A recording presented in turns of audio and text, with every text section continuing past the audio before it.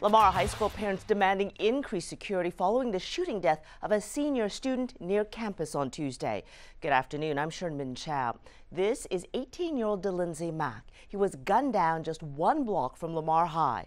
So what is being done to keep students safe? That's what parents want to know. About 10 concerned parents gathered at the flagpole this morning to voice their concerns. Their biggest issue, students simply don't feel safe. Once school started, the parents met with district administrators who say that they will make a number of promises, vowing that officers will man the front door at all times when school is in session. That'll be to the end of the school year, and that the doors of the campus will remain locked during school hours.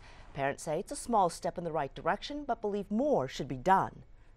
It was scary. You didn't know what was going on. I started to run. Parents also say HISD administrators were candid about not having the funds to support additional officers. Parents say they are now asking state leaders for help. They've already got a follow-up meeting on the books for the Monday after Thanksgiving.